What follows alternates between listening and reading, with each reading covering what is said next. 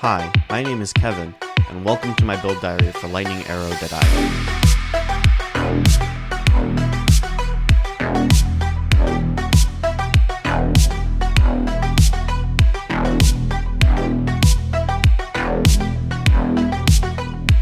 I'm not calling this a build guide as I feel that guides need to be fully fleshed out and researched with extensive POVs and the like, and I'm just going to be going over my first week of the Crucible League where I league started with bows. Going into League Start, I knew I wanted to League Start with a bow to make use of the brand new passive tree nodes for that sweet +2 proj. My initial research landed me with an amazing guide from Fuzzy Dugsy for Rain of Arrows Raider, which I recommend everybody to check out. I also saw Grimrow's video on Artillery Ballista that he posted a few hours before League Start that came with an extensive Google Doc that he had for trees, gear, and the like.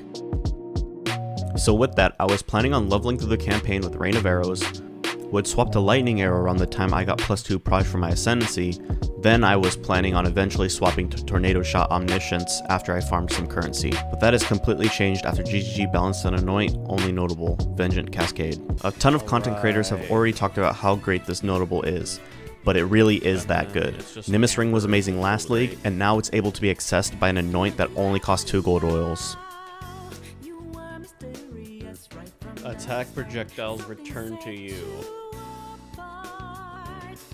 And you'll see here why I'm not playing Tornado Shot with this Anoint.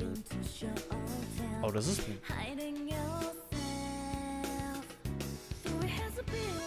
Is this good for Tornado Shot? So, you'll see here that I started with a Galvanic Arrow to level 12.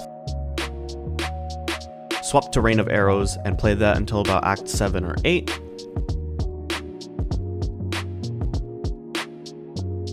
And swapped to Lightning Arrow. Around yellow maps, I killed a rare that dropped 3 uncorrupted 6 links.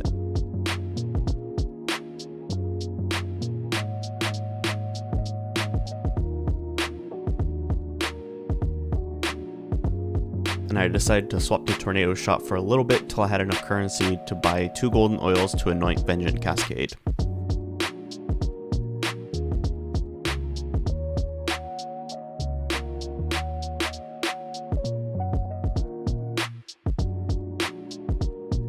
I've basically played Lightning Arrow ever since and haven't looked back. We'll start with the pros of the build, and that is just the map clear. It's insane. Lightning Arrow and Herald of Ice Pops make for a laser light show. I know my single target is ass. For a build that destroys legions given enough single target DPS to kill the rares,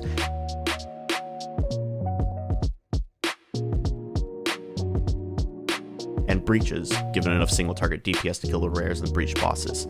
Entire packs of mobs are just deleted off screen and it feels just amazing.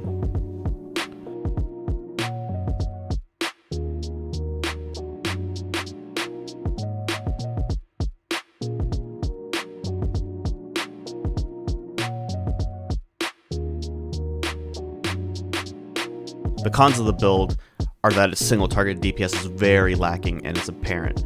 Bosses take a bit to kill, rares take a bit to kill, and I doubt that before an Omniscience swap or a GG Mirror Tier bow that you'll be able to do pinnacle bosses comfortably. Of course, with mechanics and time you can really kill any boss, but I wouldn't recommend this build if that's what you want to do. Here you're going to see my build where I've invested about 5 to 10 divines into.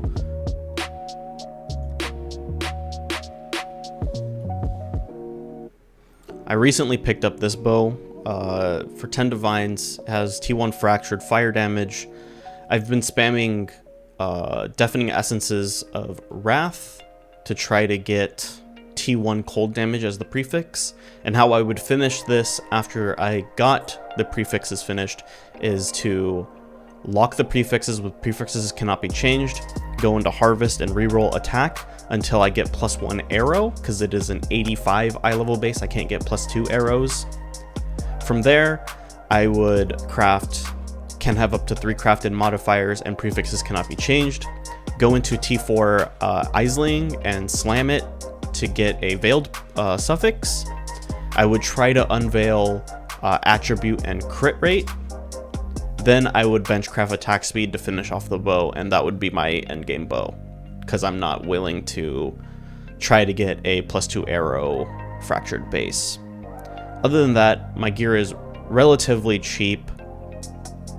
It's just life and a bunch of resistances.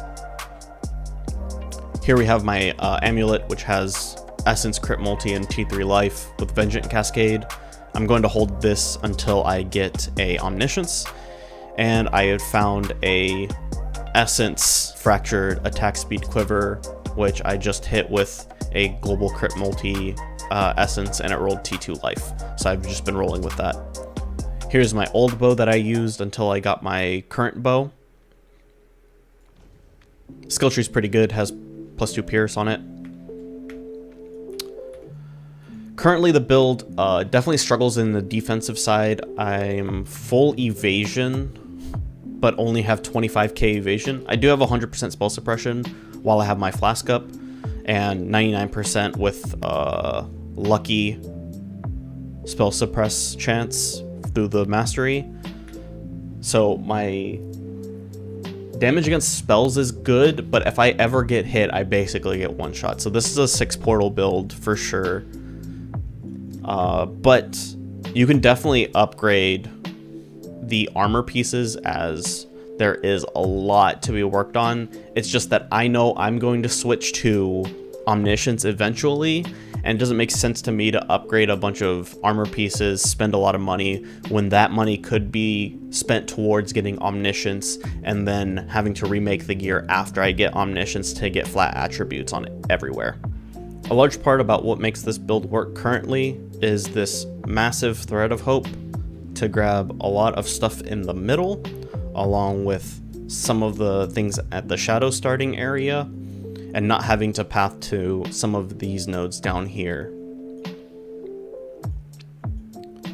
This Brutal Restraint I picked up through a Timeless Jewel Searcher to get Onslaught on kill,